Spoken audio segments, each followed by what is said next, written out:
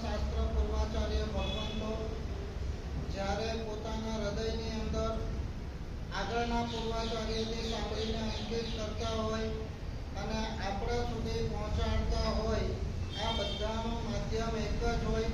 દરેક જીવોની અંદર સત્યનો પ્રતિબોધ થાય, વૈરાગ્યની જાગૃતિ થાય, આત્મપ્રબોધ થાય અને જીવો સત્યના માર્ગે પ્રતિષ્ઠિત રહે. અત્યારે આપણે બધા 5 ઇન્દ્રિયો અને સુખની અંદર આસક્ત છીએ, એટલે એસ્ટ્રે કહેવાય અંગ્રેજીમાં. ઉન્માર્ગ ઉપર આપણે છીએ. તમને પોતાને એમ થાય કે આપણે કેમ ઉન્માર્ગે છીએ? ભાઈ, આપણે તો ન્યાય નીતિ પ્રમાણિકતાથી જીવીએ છીએ, પણ આ ઉન્માર્ગ કોઈ બહારનો ઉન્માર્ગ નથી, પણ અંદરનો એક ઉન્માર્ગ છે. 5 ઇન્દ્રિયોને આધીન થવું, વિષયોના ગુલામ થવું, સુખની પાછળ દોડવું, એને માટે માયા પ્રપંચ કપટો કરવા, ચીકણા કર્મ બંધ કરવા, આ બધો જ ઉન્માર્ગ છે. અને આ પૂર્વાચાર્યોની એક આંતરિક કરુણા એવી હોય છે કે આ બધામાંથી કઈ રીતે આપણને સત્યનો માર્ગ આપી અને એમાંથી આપણને છોડાવે. અહીંયા શબ્દ બહુ સરસ માચોટદાર વાપર્યા છે કે આ જીવ અપરિણ્યાય ધમ્મે ખલુ અયમ પુરી છે. બિચારો અજ્ઞાન છે, પાટા બાંધેલા છે, મોહથી પીડિત છે અને મૂઢ છે. એના કારણે એને જે સત્યનું ભાન થવું જોઈએ એ થતું નથી અને અસત્યને સત્ય માની અને આગળ વધે છે. એના કારણે આગળ જતા ધોબી પછડાટ ખાય છે, દુઃખી થાય છે. આંધળો માણસ અને એમાં પાછો દોડવાનું કામ કરે તો શું થાય? એમ કહો, લોહી લુહાણ થાય. હજી કદાચ કોકના સપોર્ટથી ચાલતો હોય તો બચે, હજી કદાચ ધીમે ધીમે ચાલતો હોય તો બચે. આંધળો દોડવાની કોશિશ, એક તો મોહથી મૂળ આપણે અને એમાં પાછા દોડવાનો એક પ્રયાસ કરીએ એટલે બહુ જ મોટી મૂર્ખામી છે. એક શબ્દમાં એટલું માર્મિક વાત કરી છે કે અનેક રૂવાઓ જોણીઓ સંધેતી, અનેક પ્રકારની યોનિઓ એની અંદર પ્રવેશ કરે છે અને વિવિય રૂવે પાસે પરિસંવેદઈ, જાત જાતના દુઃખોનું સંવેદન કરે છે. અમારા ગુરુદેવ હેમચંદ્ર સુરી મહારાજ પોતાના બહુ વૈરાગ્ય, કદાચ અતિશયોક્તિ ન કહેવાય, પણ એમના જેવા વૈરાગ્યવાળા પ્રવચન આખું જૈન શાસન કદાચ એમ કહે છે કે કોઈ ના નહીં. બધા મોઢાથી બોલતા હોય, વિદ્વત્તાથી બોલતા હોય, પણ અમારા આ ગુરુદેવ અંતરથી બોલતા હતા. જે અંદર હતું એ બહાર આવતું હતું. અંદર વૈરાગ્યનો ધોધ વહેતો હતો, એ જ બધો બહાર આવતો હતો. પ્રેમસુરી મહારાજ કોઈને કોઈના વ્યાખ્યાનમાં જવા ન દે. વ્યાખ્યાન વાચસ્પતિઓના વ્યાખ્યાન હોય તો બી પ્રેમસુરી મહારાજ કહે આપણે વ્યાખ્યાનકાર નથી બનવું, આપણે સંયમી બનવું છે. પણ હેમચંદ્ર સુરી વિજય એ વખતે એમના શિષ્યના શિષ્યના શિષ્યના શિષ્ય થાય, ચોથી 5મી પેઢી. પણ પ્રેમસુરી મહારાજ પણ એમના અંતરમાં એક છાપ હતી. એમના અંતરમાં ગુરુદેવ વસેલા. એમને થતું હતું કે આના હૃદયમાં વૈરાગ્ય ઠાસી ઠાસીને ભરેલો છે. એક તો ઝવેરી કુળમાંથી સંતુષ્ટ થઈને, સંપન્ન થઈને દીક્ષા લીધેલી, પૂરા વૈરાગ્યથી સુખને લાત મારીને લીધેલી, અને એમાં પણ અહીંયા આવીને આ વૈરાગ્યનો ધોધ અનેક ગણો કરી નાખ્યો. અંદર હોય તે બહાર આવે. પ્રેમસુરી મહારાજ પણ બધાને કહેતા હતા હેમચંદ્ર વિજયના પ્રવચનમાં જાઓ, અને એટલા માટે કહેતા હતા કે એક એક શબ્દ વૈરાગ્ય દેશના દક્ષ એમનો વિરુદ્ધ પડ્યું છે. શબ્દે શબ્દે વૈરાગ્ય નીતરે એવી એમની વાણી હતી. 50 વર્ષ પહેલા પણ પ્રેમસુરી મહારાજ સાધુઓને પ્રેરણા કરે, જાઓ એમના વ્યાખ્યાનમાં જાઓ અને સાંભળો. કારણ કે સાધુનો જો કોઈ ખોરાક હોય તો વૈરાગ્ય છે. તમારે ડગલે ને પગલે પૈસા જોઈએ, પૈસા વગર 1 મિનિટ તમારે ચાલે નહીં. ચાલે? તમે સૂટ બૂટ પહેરીને બસમાં ચડ્યા, લક્ઝરીમાં કે બીઆરટીએસમાં, અને એકદમ અપ ટુ ડેટ તમે, અને તમે ઓલા કંડક્ટરને એમ કહો આજે પાકીટ ભૂલી ગયો છું, શું કરે? તમારી શરમ રાખે ખરા? કેમ? અહીંયા તો પૈસાથી નિસ્બત છે. સંસારમાં ઢગલે ને પગલે પૈસો જોઈએ, સંયમમાં ઢગલે ને પગલે વૈરાગ્ય ભાવ જોઈએ. અને આ વૈરાગ્ય ભાવ આ સ્વાધ્યાયમાંથી, વાંચનામાંથી અને આવા પ્રવચનોમાંથી વૈરાગ્ય ભાવ ઝડપતો હોય. વૈરાગ્ય વગર સંયમ બહારથી કદાચ પડાય, અંદરથી પાળવું અશક્ય છે. ડગલે ને પગલે વૈરાગ્ય ભાવ ઉછળતો હોય એ જ સંયમના ખંડકો સર કરી શકે. બાકી બહારથી વ્યવહારથી સંયમ પાડો એ વસ્તુ જુદી છે. પ્રેમસુરી મહારાજ સમજતા હતા. જુવાનિયાઓને દીક્ષા તો આપી છે. પ્રેમસુરી મહારાજજી એમ કહેતા હતા, સાધુ એટલે સાપના ભારા. શું કહેતા હતા? ઘરની અંદર ટોપલામાં બી સાપ પડ્યો હોય તો ઊંઘ આવે ખરી? ટોપલામાં બંધ હોય તો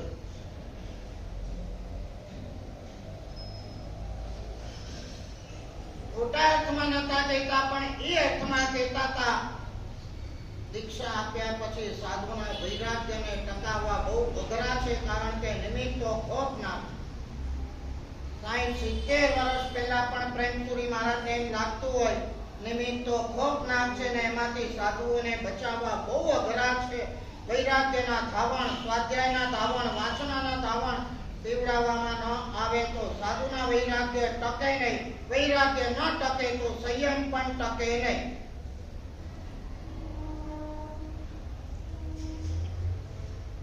તમારી દીકરીઓ માટે કીધું છે, સુભાષિતોમાં પણ કીધું છે, કન્યા નામ મહાદુઃખમ ધી ગહો મહતામ આપી. તમારે શિષ્યોને વૈરાગ્યના ધાવણ પાઈને છેલ્લે સુધી પાર પાડવા બહુ કઠણ સાધના છે. એમ તમારે પણ ઉંમર લાયક થતી દીકરીને સાચવવી બહુ કઠણ છે. કન્યા નામ મહાદુઃખમ, ગમે તેટલો પૈસા વાળો હોય, સત્તાધીશ હોય, મોટો હોય, બુદ્ધિશાળી હોય, કરોડપતિ હોય કે ઉદ્યોગપતિ હોય, સમાજમાં ગમે તેટલી નામના હોય, તમે જોજો એના અંતરમાં કન્યા દીકરી હશે, મોટી થશે, એનો ડર, ચિંતા, ભય એને સદા સતાવતો હશે. ગમે તેટલા સુશીલ કે સંસ્કારી ઘરની કન્યા પણ ક્યાં નિમિત્તમાં ફસડાઈ જાય ત્યારે કહેવાય નહીં. એવી જ રીતે સાધુ પણ અમે કંઈક તો એ માણસ છે, એને ક્યાંક નિમિત્ત મળ્યું ને ફસડાઈ જાય તો આ પ્રેમસુરી મહારાજ સમજતા હતા. એટલે કહેતા હતા કે જાઓ હેમચંદ્ર વિજયની દેશના સાંભળો. વૈરાગ્યનો ધોધ વે અને એમનું એક પેટન્ટ વાક્ય હતું, મયંકભાઈ, સંસાર બિહામણો છે, બહુ બિહામણો છે. આપણે સાંભળવાનું નથી, ફીલ કરવાનું. આપણે આજે થોડા પુણ્યની ગરમીથી સ્વસ્થ છીએ, પણ જેની પાસે આ પુણ્ય નથી અને અનેક રીતે ભીસાય છે, પીસાય છે, તૂટી જાય છે, કપાય છે, બળે છે, આવા લોકોને નજર સામે રાખીને ભાવિ અવમ ભવ સ્વરૂપમ સંગે ગ્રંથશાળા કહે છે, આ સંસારના સ્વરૂપનો તમે ડગલે ને પગલે વિચાર કરો અને આ સંયોગોમાં નિમિત્તમાં હું ફસાયો તો મારું શું થશે એનો સતત વિચાર કરો. આજે સ્વસ્થ છે, જે રોટલી ખાઈ શકે છે, પચી જાય છે, લોહી થાય છે, શરીર ટક્યું છે, એવા કોઈ આક્રમણો શરીરના, મનના, સંયોગોના, કુટુંબના, સમાજના નથી આવતા. બહુ મોટી દેવગુરુની મહેરબાનીનું કવચ આપણી પાસે છે એમ સમજો. બાકી કર્મ સત્તાની નેમ એવી છે કે એક એક જીવના તાર તાર કરીને હાલ હવાલ કરી નાખે.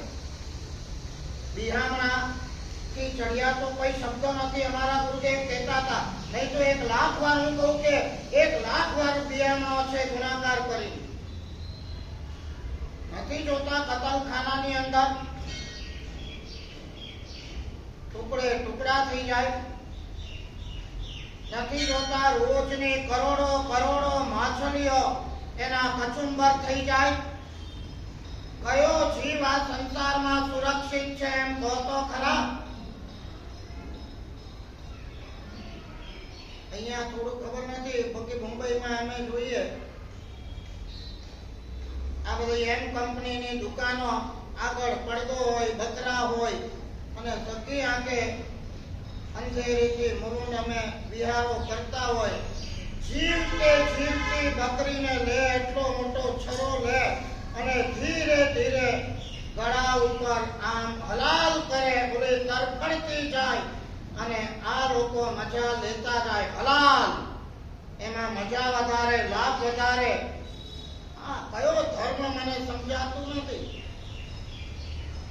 મારવાના, પીડા આપવાની, જીવથી જુદા કરી નાખવાના, ત્રાસ આપવાના અને એમાં ધર્મ. એટલા પુણ્યશાળી આપણે છીએ કે ધર્મથી એ ધર્મ આપણને મળ્યો છે.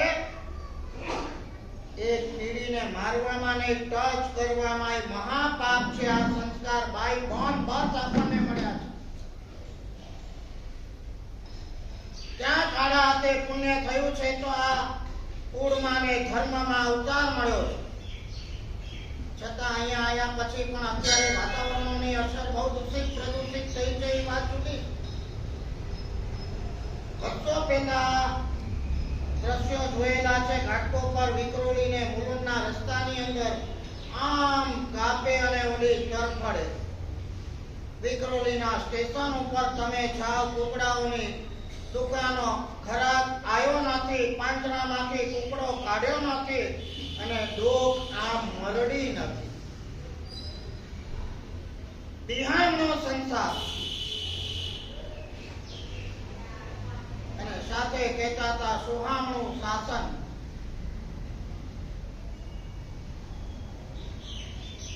એક મિનિટની અંદર તમને આમ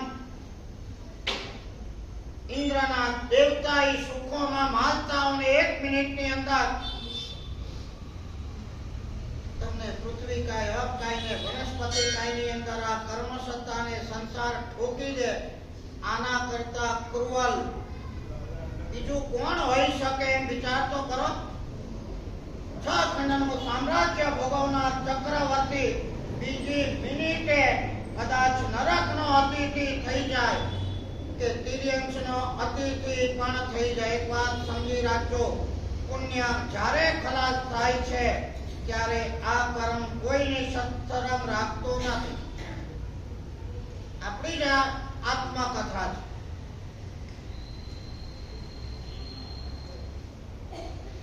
ચક્રવર્તી હતો સગત. ખબર નહીં સાંભળ્યું હશે. ત્યારે વાર્તા સાથે નિસ્બત નથી, તત્વો સાથે નિસ્બત. માણસની તાકાત વધારે કે દેવતાની? બોલો બોલો. બોલો જવાબ આપો. માણસનું પુણ્ય વધારે કે દેવતાનું?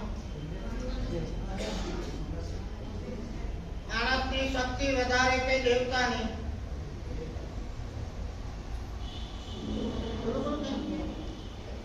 હું પ્રશ્ન પૂછું એટલે ગભરાઈ જવાનું, કઈ ઘરમાં દાળમાં કાળું હશે એવું લાગે છે. અપેક્ષા એટલે ત્યારબાદ ભણ્યા લાગો તમે. અપેક્ષા શબ્દ મૂકી દેવાનો એટલે આપણે નાપાસ થઈએ જ નહીં જિંદગીમાં ક્યારે. કઈ અપેક્ષા એ? ચાલો અપેક્ષા એ શબ્દ બોલો ને તો અપેક્ષા ખબર પડવી જોઈએ કે કયા પોઈન્ટ ઓફ વ્યૂ થી વધારે છે દેવતા ની શક્તિ, પુણ્ય, તાકાત. કઈ અપેક્ષા એ વધારે છે? અપેક્ષા છે જ નહીં. બધી અપેક્ષા એ દેવતાનું પુણ્ય, સુખ, આવડત, સમૃદ્ધિ, બધી શક્તિ દેવતાની જ વધારે છે. એકાંતે અપેક્ષા નહીં. એટલે અપેક્ષા સાચવીને બોલજો.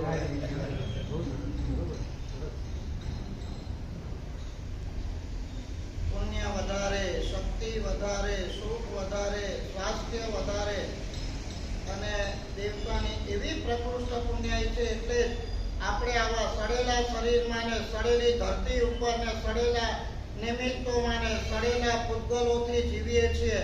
દેવતાના પૂતગલો પણ અમૃતના, દેવતાનું શરીર પણ નિરોગી, દેવતાના સુખ પણ બેજોડ, દેવતાના પુણ્ય પણ બેનામૂન, દેવતાની શક્તિ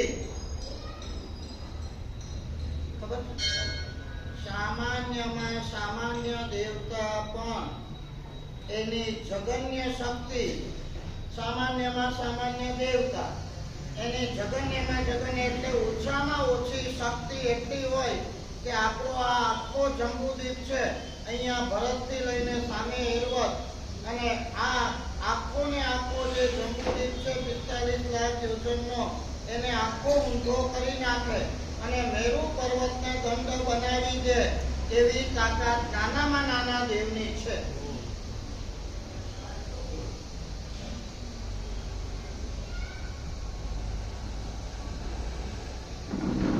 મેરુને દંડ કરે ને આખા જંબુદ્વીપને છત્ર કરી નાખે એટલી તાકાત શાસ્ત્રમાં જંબુદ્વીપ સંગ્રહણી વગેરેમાં દેવતાની બતાવી. ઓછામાં ઓછી શક્તિમાં નાનામાં નાના દેવ. કઈ અપેક્ષા એના કરતા માણસ ચડે એમ કોણ? 10 કિલોની તાકાત હશે ને 12 કિલો ઉચકવા જશો તો ફ્રોઝન શોલ્ડર થઈ જશે. આ 2 રોટલીની તાકાત હશે ને ત્રીજી ખાવા જશો તો લૂઝ મોશન થઈ જશે.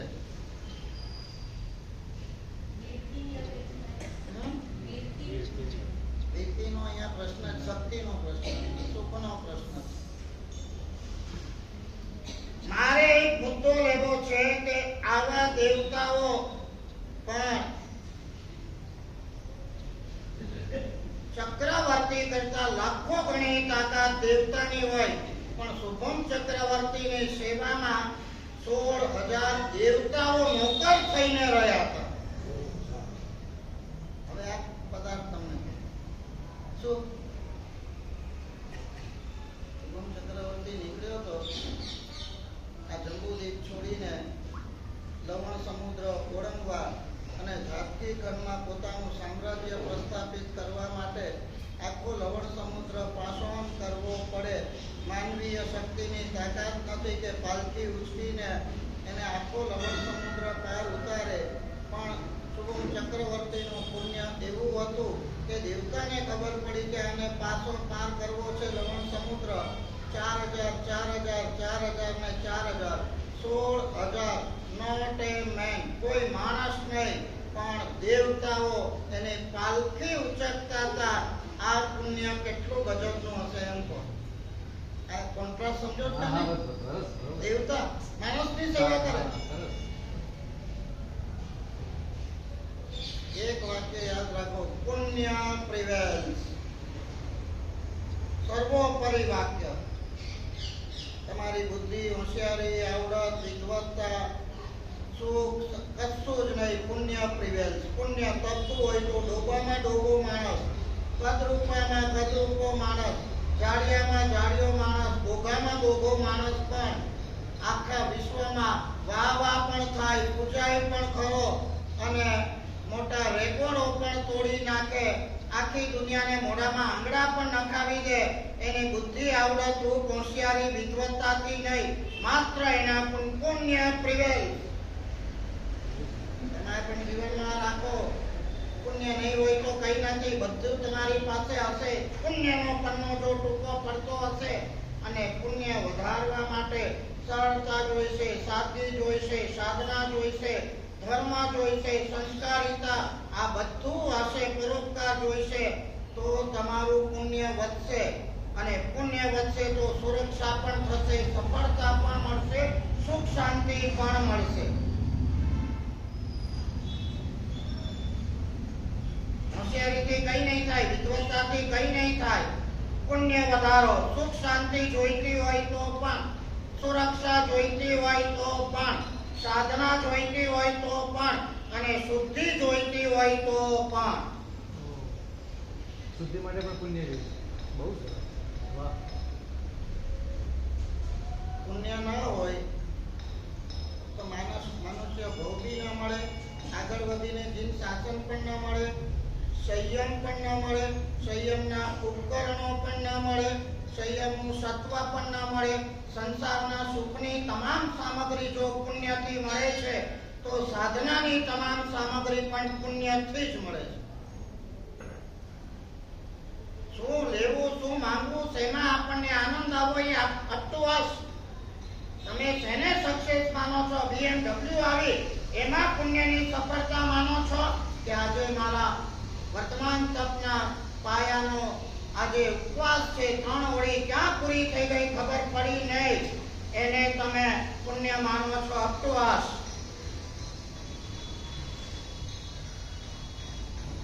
હું અડધો ખરબો પતિ થઈ ગયો, આને તમે પુણ્યની સફળતા માનો છો કે હું આજે સરસ મજાનું ભગવાને બતાવેલા આજ્ઞાના પાલનરૂપ સંયમનું પાલન કરી રહ્યો છું, એને તમે પુણ્ય માનો? બંને પુણ્યથી. સભાની અંદર મહિના સુંદરી ને સુર સુંદરી બે એક બાપની દીકરી હતી, છતાં માનસિકતામાં જમીન આસમાનનો ફેર હતો. એક કે શરીર પુણ્યથી મળે અને બીજી કે શીલયુક્ત શરીર પુણ્યથી મળે.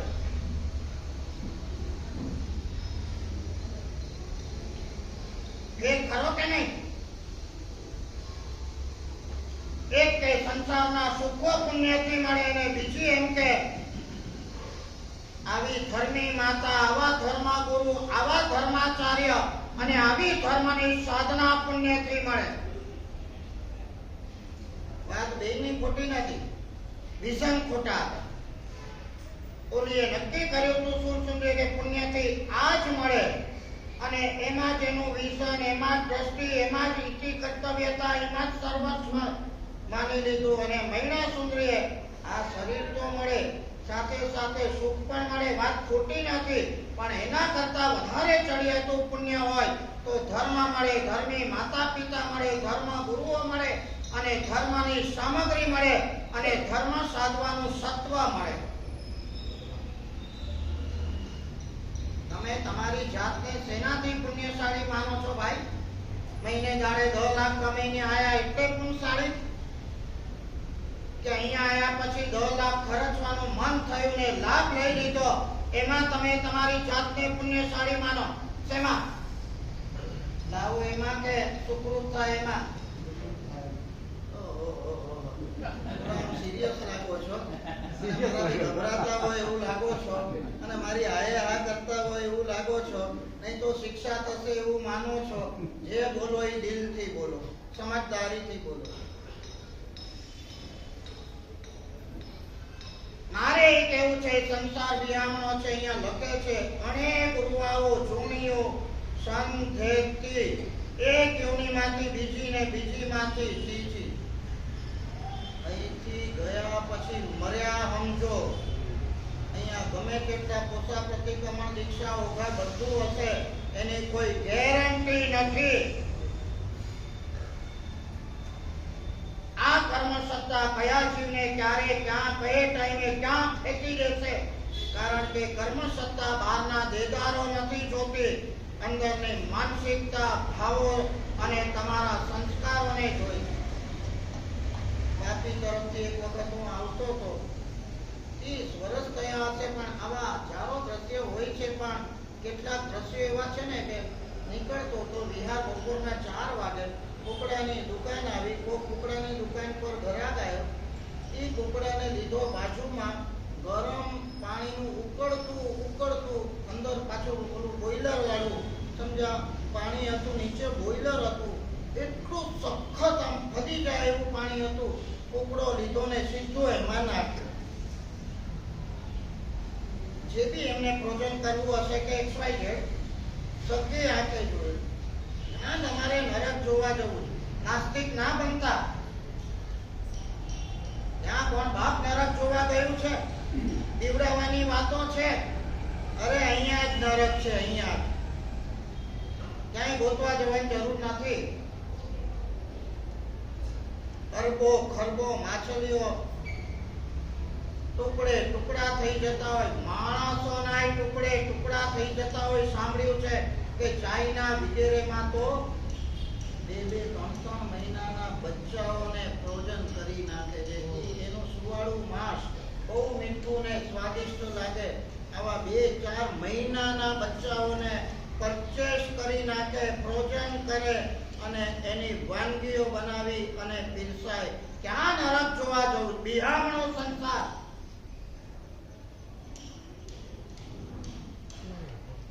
અમારા ગુરુજી શાસ્ત્ર ભક્તાર ભગવંતો જે કહે છે, અમારા ગુરુજી જે કહેતા હતા કે હું જે કહું છું કોઈ ડરાવવા માટેની વાત નથી. અમે જે કહીએ છીએ એના કરતા વાસ્તવિકતા હજારો લાખો કરોડો ગણી બિહામણી છે. સમજી રાખો. આ ભગવાન નથી દેખાતા?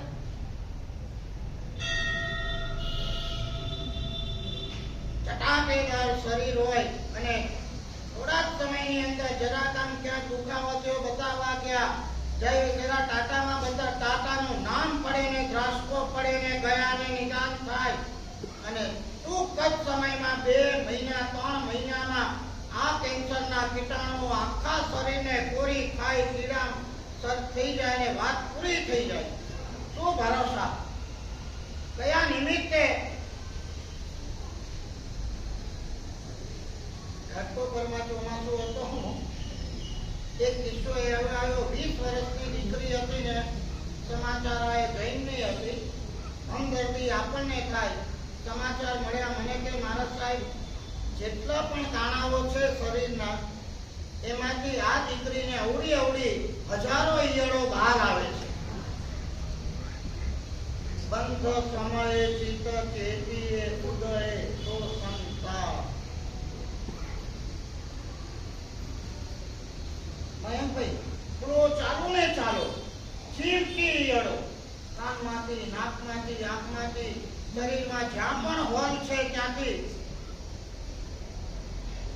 હોસ્પિટલાઇઝ કરી, ટ્રીટમેન્ટો ચાલી, નિદાનો થયા, પૂછપરછ થઈ, ભાઈ કઈ ખાધું, ક્યાંક ખાધું, શું થયું, ફલાણું લીધું. અને સમાચાર જે બી એને દીકરીએ કીધું કે કે 2 દિવસ પહેલા આ જ વરસાદની સિઝનમાં રસ્તા ઉપરની રેકડી ઉપરથી આ દીકરીએ પાણીપુરી ખાધી હતી અને આ પાણીપુરીમાં ક્યાંક આવી ઈયળ અંદર પાણીમાં ઘૂસી ગઈ હશે. એક ઈયળે લાખો ઈયળને શરીરમાં પેદા કરી નાખી. નીકળતી ગઈ. તમે કેટલી કાઢો ને કેટલું બચાવો? વિધિના અવર 2-4 કલાકની અંદર પતી ગયો કેસ. એક પાણીપુરી, એક મચ્છર, એક કૂતરું તમારી પાછળ પડે, તમે ડરી જાવ. સાંભળ્યો કિસ્સો બચે?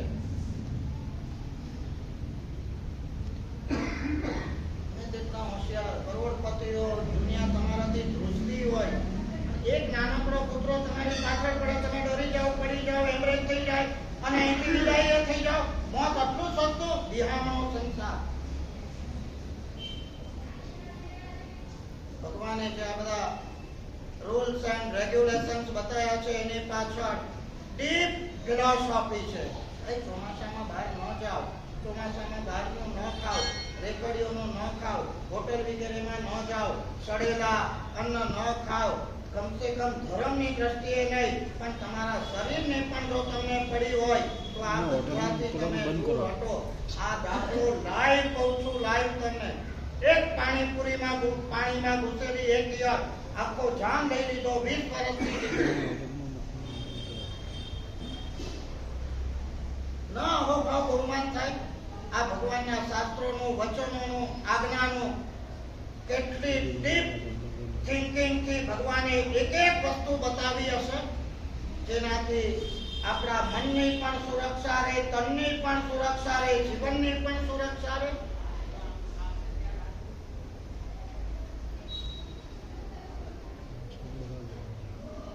બિહામણો સંસાર. અને આ તો હું એક વાંચું છું ખાલી એક જ લીટી. અનેક રૂવાઓ જોણીઓ સંધેતી. ભગવતી સૂત્રમાં ગૌતમ સ્વામી મહાવીર સ્વામીને પ્રશ્ન પૂછે કે પ્રભુ આજ સુધી મારા અવતાર કેટલા થયા ને પ્રભુ કે અનંતા અનંતા અનંતા, એક અનંતની પાછળ અનંતી વાર તમે ભાન કરો તો પણ ઓછા પડે એટલા. પ્રભુ હું નરકમાં કેટલી વાર ગયો અને સવાલ તમારો કોઈ પણ હોય, જવાબ એક જ શબ્દમાં હોય, અનંત કૂદતો. શું? અનંત કૂદતો. હું પહેલી નરકમાં અનંતી વાર ભગવાન કે, બીજીમાં અનંતી, ત્રીજીમાં સાત નરકમાં અનંતી અનંતી વાર તમે અને હું જઈને આયા. વિવિહાવો જોણીઓ સંધેતી. વૈરાગ્ય શતક સાધ્વીજી મહારાજ વાંચે છે, એમાં કીધું છે 14 રાજલોકની એક પણ યોની એવી નથી કે જેની અંદર જીવ અનંતી અનંતી વાર પેદા ન થયો. અહીંયા મન રાખશો, માઇન્ડ અહીંયા રાખશો તો સમજાશે. એક આકાશ પ્રદેશ પણ એવો નથી. આકાશ પ્રદેશ એટલે આ સોયના અગ્રભાગ ઉપર અસંખ્યાતા નહીં પણ અનંત આકાશ પ્રદેશો, અસંખ્યાતા સોયના અગ્ર એવા એક આકાશ પ્રદેશ ઉપર તમારો મારો જીવ અનંતી અનંતી વાર જન્મ અને મરણ કરી ચૂક્યો. બે વાર અનંતી અનંતી અનંતી વાર, બે વાર નહીં. બધા ભવો કર્યા, બધા રૂપો કર્યા, બધી યોની પણ અનંતી વાર. એક જ જવાબ, અનંત ભક્તો. અનેક રૂવાઓ જોણીઓ સંધેતી. ડર ન લાગે? ગોડ પેલે પણ મારું શું થશે ભાઈ? અહીંયાથી ચૂક્યો. સરસ મજાની એક હિન્દીમાં કહેવત વાંચી હતી, 1 મિનિટ में पूरी जिंदगी नहीं बदल सकती. 1 मिनट में पूरी जिंदगी नहीं बदल सकती, लेकिन 1 मिनट में लिया हुआ फैसला पूरी जिंदगी को बदल सकता है.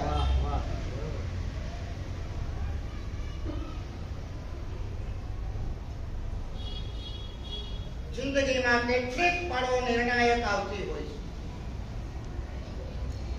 લગ્નનો નિર્ણય કર્યો તો નિર્ણાયક પળ.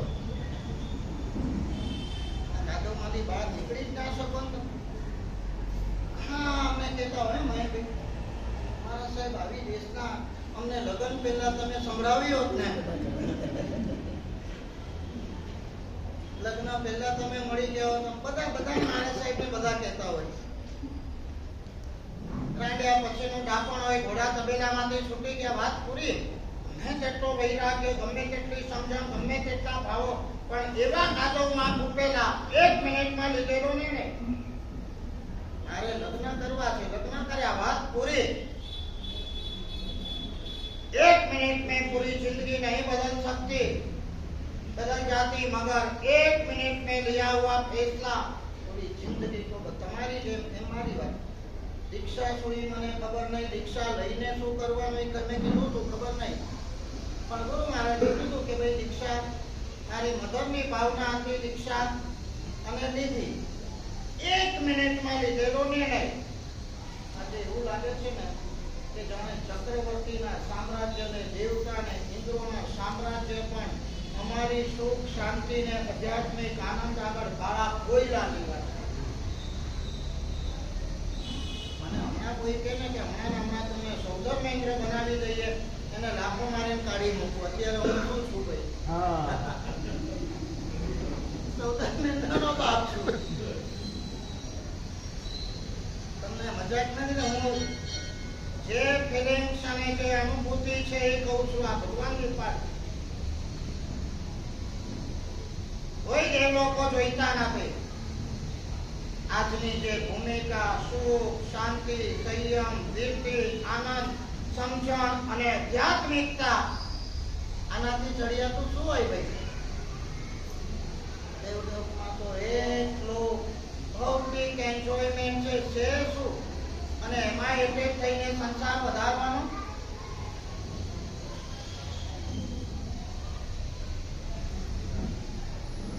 સમજદારી એક બહુ જિંદગીમાં આવી બહુ નિર્ણાયક પડાવ આવે છે ને એમાં જો થાક ખાઈ જઈએ ને, અને આવતીકાલે આના ઉપર તમને છણાવટ કરીને આગળ ચિંતન આપીશ. ઘણી વખત યાદ રાખજો આજનું અનુસંધાન કાલે કહીશ. સમજદાર માણસ પણ ભાન ભૂલે છે. આના પર બુદ્ધિશાળી માણસ પણ થાક ખાઈ જાય છે. સફળ માણસ પણ ભયાનક ધોબી પછડાટ ખાઈને નિષ્ફળ થાય છે. આ બધું સંસારના વિહામણાપણાનું વર્ણન છે. ભલે કદાચ કર્મના કારણે હોય, અંતે તો આપણે કર્મ જ કહીએ. કર્મ, કાળ, ભવિતવ્યતા, નિયતિ જે પણ છે, પણ માણસ જો પોતાની બુદ્ધિ હોશિયારી એના ઉપર મુસ્તક રહેતો હોય તો એ થાપ ખાય છે. બુદ્ધિશાળી હંમેશા સફળ જ થાય. અમારા ગુરુજી થોડા મેં કીધું ને રાજકારણના પણ થોડા રશિયા હતા. મને ઘણી વાર વાતો કરીએ તો આખી જિંદગી સાથે ઇન્દિરા કરતા તો 1000 ગણા હતા બુદ્ધિશાળી મોરારજી.